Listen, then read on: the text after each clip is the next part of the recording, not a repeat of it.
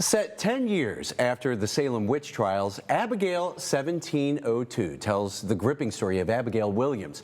She's a young woman whose accusations sent 20 people to their deaths.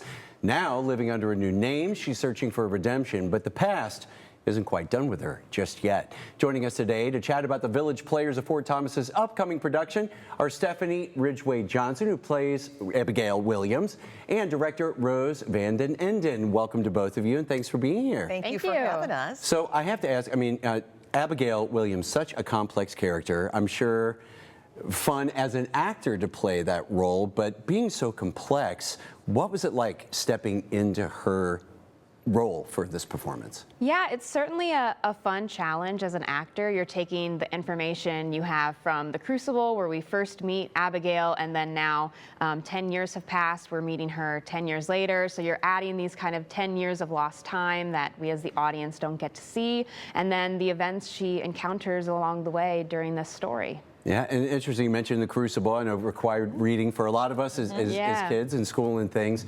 Rose, I have to ask you as director then, how do you approach sort of an intense story when it comes to bringing that to life on stage? I think that since The Crucible is fairly well known to most people, they understand that The Crucible was about the Salem witch trials. A lot of people in America know what the Salem witch trials were and what happened during those trials.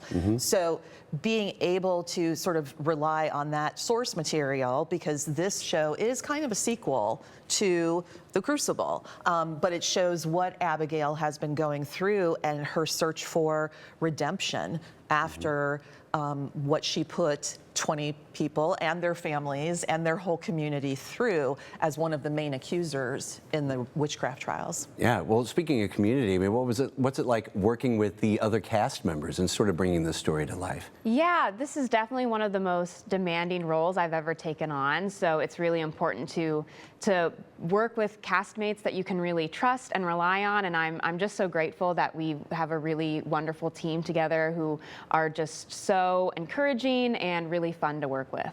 What have there been any maybe surprising things that you've uncovered working with the cast on this production of Abigail 1702? I feel like when we're running a scene together, they always make a new choice that can be really surprising, whether they scare me in a new way and I kind of jump, or if they do something that I think is just a really fun or funny choice that I'm just like, wow, I just work with really great, talented people. Yeah. What's been the most rewarding part of this production for you? For me, I've loved this story. I've been fascinated with the witch trials since I was a little girl. And so for me, it's really been rewarding to find wonderful we have some new actors in this show that have not been on stage too much in Cincinnati, and so we're really excited to work with them. But it's also been a chance for me to work with people and explore that idea of redeeming yourself, and the idea that all of us as human beings have a chance for that. We all have a chance to forgive ourselves, and we all have a chance to be forgiven.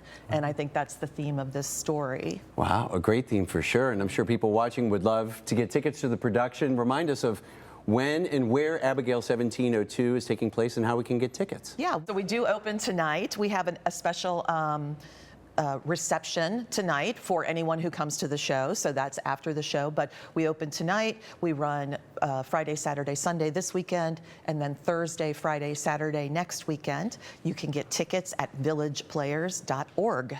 All right. Well, it sounds like a fantastic production. We appreciate you coming in to talk with us about it and break a leg. Thank you.